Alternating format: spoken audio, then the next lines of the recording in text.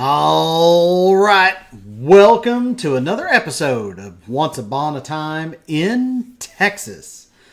This is podcast number 61. I'm sorry, episode 62. I was off one. I'm your host, Michael Mitchell, and just wanted to jump into a few random things that happened. A little stuff going on in my life. My oldest daughter yesterday finally went out and passed her driving test. So she got her license, which was awesome. And then I get home and daughter number 2, who is 15, just turned 15 about 2 weeks ago, turns and looks at me and says, "Hey, I have finished all of the online portion of driver's education." So I can go get my permit. Oh, man. So, yeah, I just about cried at that point. And then I almost cried a little later when I added daughter number 1 fully and completely to my insurance, as many of us do. But what do you do other than cry and complain? And that's pretty much where I'm at. So, got to go see my grandmother last week. I took a little trip up with my mother. My grandmother is 91 years old and still kicking and doing great. She gets out. She's extremely active. Has all of her marbles, which is awesome for being 91. That's better than me and my mother, I think. I don't know that we have all of our marbles. But yep, Grandma's all there, and we went to see my uncle play. So my mom and all of her siblings, one brother and 2 other sisters, are all retired at this point. And her brother, Stacy, my uncle, got involved in a wellness center that's up there in Oklahoma City that does all kinds of just amazing stuff. And he got involved with a bunch of guitar pickers. And they call themselves the Rockwell Pickers. And every now and then they do a concert. Well, we surprised him by showing up. All of us. So me and then my cousin Jason, his son. And then both of Jason's boys were there. Of course, Stacy's wife. And then Grandma and her husband. My mother. And then both sisters. Jane and Amy were also there. And so we had a whole big old cheering section for my Uncle Stacy, and it was pretty cool. So, plus, got to spend a little bit of time in the car with Mom, a couple hours up there, a couple hours back, just BSing and chewing the fat. So it was good. So, every now and then you come across those heartwarming stories from the past. And a lot of times there's movies about it and stuff like that. And a lot of times it has to do around sports or whatever. But in this case, my wife ran across something, and it was from the Texas Masons Children's Home. And there was a movie about it. And I was like, well, that sounds interesting. So we sat down and watched it, and it was really a pretty incredible movie. And we're going to talk about it a little bit. So we dove into this Masonic Children's Home a little bit more, and it was pretty interesting. So before we dive into this movie and a little more about the Texas Masons Children's Home, want to thank our sponsors, of course, me and Victory Home Loans. I know you guys know tons of people out there moving, and would love for you to pass on my name. Would love to help anybody out there moving, especially in Texas and Oklahoma where I'm licensed. Although my company is licensed in 13 other states, so 15 total. So there's a good chance, especially if they're moving out west, that I will be able to help them out. Send them on over to themichaelmitchell.com. That's THE michaelmitchell.com. And remember, when you work with me, I sell dreams, not mortgages. Isn't that nice? So where did this idea of checking out the Texas Masons Children's Home come from? Well, like I said a little while ago, my wife was looking at some movies. She had seen something about it, and she ran across a movie called 12 Mighty Orphans. And I walked in and I said, well, what is this? And she goes, oh my gosh. I'd been out, I don't know, working at a rent house or in the yard, something. I don't remember. But notice there were some big names in this movie. And she said, this is a really cool movie so far. And she was only into it like 20 minutes or so. And so I sat down and she rewound it to the beginning. And it was just an incredible story. And so I kind of wanted to talk about it. You know, as do most things with my podcast, it just happened, you know, upon us and inspired us. And so, yeah, we sat down, we watched the movie. It's a great story, but it's based in fact, as a lot of stories are. So let's go ahead and talk about the Masonic Children's Home. So it was officially closed in 2005. And, you know, as things change, it is now the Masonic Children and Family Services of Texas. So they don't actually have a children's home anymore, but here's a little bit of history on it. So helping those in need is a legacy of the Masonic Home and School of Texas. So for more than 100 years, they have provided food, accommodations, medical care, and many other services to those in need. And then this benevolence is a direct result of the generosity of Texas Masons. In 1899, that's right, 1899, so 125 years ago now, the Masonic Widows and Orphans Home opened its doors in southeast Fort Worth. Two orphan brothers named Emmanuel and Lee Ravey showed up early to apply for admission, and Dr. Frank Rainey, the institution's first superintendent, and a man of immense compassion, did not have the heart to turn the needy boys away. So instead, he graciously invites them to stay with him and his wife, and the little group lived in a tent on the grounds until the new buildings were completed. So in the early days, the campus was a self-sufficient community with its own artesian wells for water, a power plant for steam, heat, and electricity, and a cattle and dairy farm. And youngsters were offered a classroom education, but were also trained in farm operations. You know, that way they go out and get jobs when they're done. So in addition to helping children, the facility also provided living accommodations for the widows of Texas Masons. In 1910, so 11 years after it opened, the widows were moved to the Texas Masonic Retirement Center, and the institution's name was changed from the Masonic Widows and Orphans Home to the Masonic Orphans Home. In 1913, Masonic Orphans Home was declared its own independent school district and then referred to it as the Masonic Home and School of Texas. So, of course, you know, like I said, things happen, things change, whatever, and the last graduate of the Masonic Home and School of Texas was in 2005, and then the school district closed its doors. So, for over 100 years, they say that they had an incredible spirit of goodwill and concern for children. And so, and then it says the need remains strong to provide for those in need.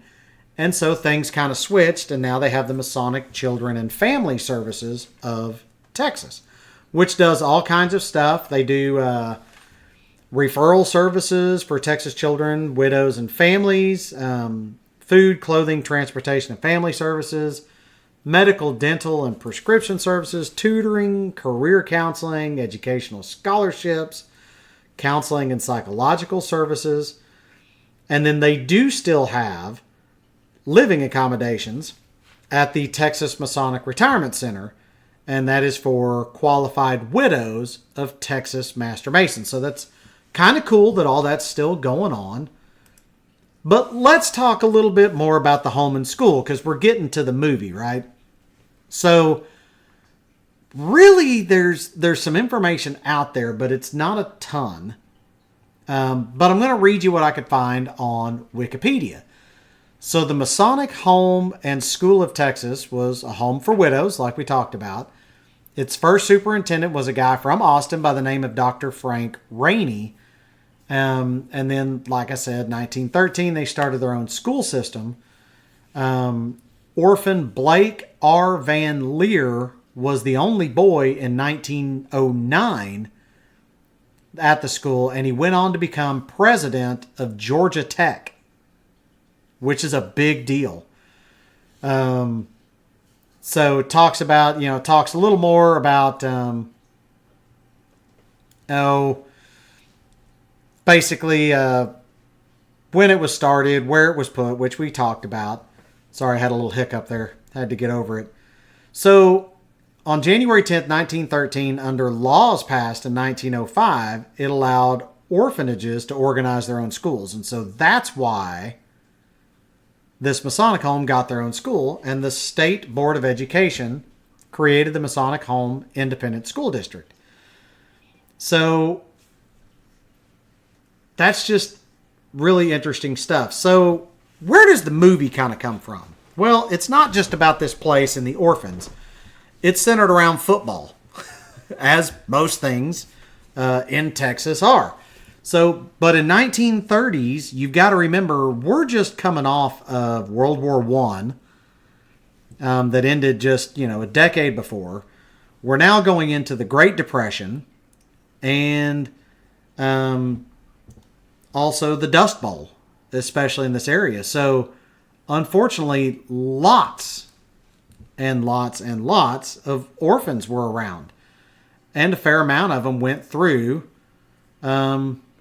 this Masonic children's home and school. So in the 1930s, well, a little bit in the 20s, most of the 1930s, and then 1940, they had a football team. And they did pretty well. 1938 ended up being the big year, which is mostly what this book focuses on, or I'm sorry, the movie. So, and the movie really takes a culmination of a lot of several teams and kind of condenses it down into 1 year. So it's a little fictitious with a lot of truth in behind it.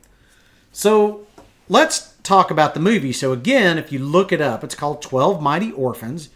You look it up on Wikipedia. It's a 2021 American sports film, which is based upon a nonfiction book of the same name, 12 Mighty Orphans, the inspiring true story of the mighty mites who ruled Texas football by a guy named Jim Dent. And the book is based on the Masonic School for Orphans in Fort Worth, Texas. So, what is the plot? Well, the true story of the Mighty Mites, which is the football team of this Fort Worth orphanage, who during the Great Depression went from playing without shoes or even a football to playing for the Texas State Championships. So over the course of their winning season, these underdogs and their resilient spirit became an inspiration to the city, state, and an entire nation in need of a rebound, even catching the attention of President Franklin Delano Roosevelt. So some of this stuff was a little hammed up, but really not much. And so, and let me just read out the cast. These are the kind of people that are in this movie. Luke Wilson plays the head coach. Martin Sheen is the doctor for the orphanage. Robert Duvall plays a guy named Mason Hawk. Vanessa Shaw is Juanita Russell, who's Rusty Russell's wife. Wayne Knight is Frank Wynn. And then it goes on down from there. Even Treat Williams plays Eamon Carter, who was a big newspaper guy in Texas for a long time. So anyway, a pretty outstanding cast.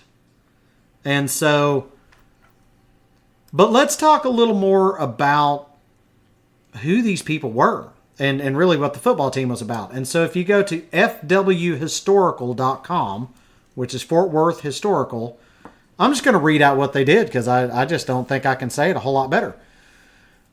There is nothing bigger in Texas high school football than the Masonic Home Mighty Mites, a group of orphans bound together by hardship and death. These youngsters, despite being outweighed by at least 30 pounds per man, were the toughest football team around. They were asked to play an exhibition game against Sherman High School, which was a Class A school, who wanted a tune-up game before the start of the Texas high school playoffs. It doesn't say the year, but Sherman won the game 97-13, but the Masonic team was paid $250 to make the trip and play the game. That money became the foundation of the school's athletic budget. Something it never had before, right? So in the 1930s and 40s, fans in Fort Worth flocked to Friday night football games at LaGrave and Farrington Field to see their favorite teams play. Farrington Field became known as the house the orphans built, thanks to a school constructed over a century ago that sat atop a hill overlooking Fort Worth. The purpose of the school was to house and educate orphans of the Texas Freemasons, which it wasn't just Masons' kids. It ended up being all. So it was a humble project, but life at the Fort Worth Masonic Home was about to change for this group of orphans bound together by hardship and death when they became the toughest football team around. So life at the Fort Worth Masonic Orphanage was not an easy one. In the beginning, the school did not even own a football. This is until a guy named Rusty Russell arrived, an unassuming World War I veteran who became a teacher and football coach in 1927. Russell was confident he could make the players into winners. So the team practiced with baking soda cans, filled in for footballs, basically, that were donated by Mrs. Russell.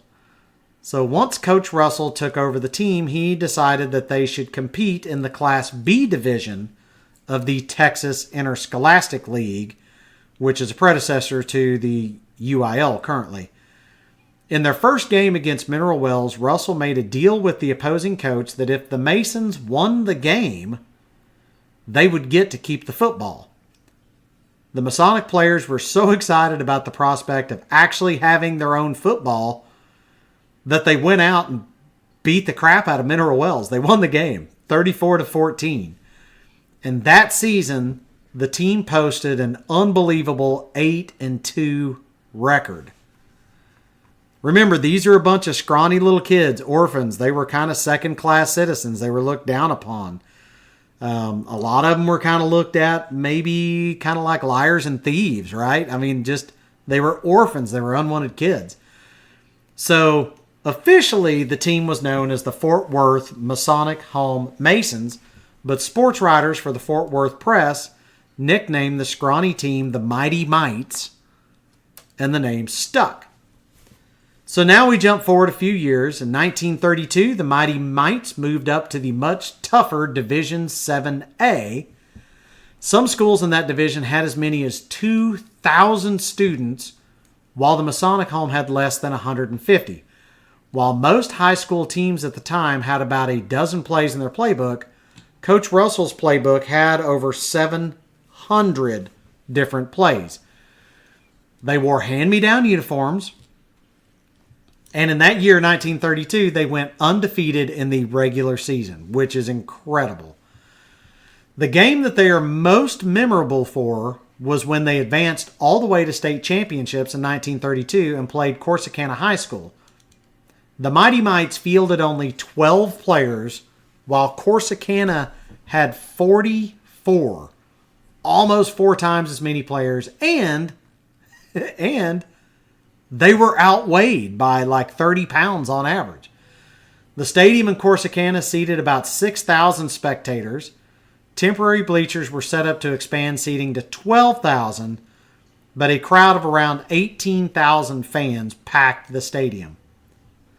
The game ends in a scoreless tie, but because Corsicana had a 4-1 advantage, they were declared the winner.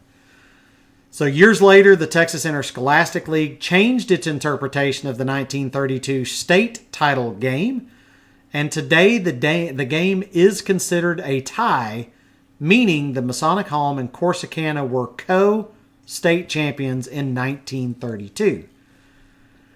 Through 1942, the Mighty Mites excelled on the field and became an inspiration to people across the country during the time of the Great Depression. The Masonic Home did drop football after 1942 season because there were not enough boys to field the team. The school did resume the football program after World War II, but it competed in the lower Class B division and never really regained the kind of notoriety that it had before.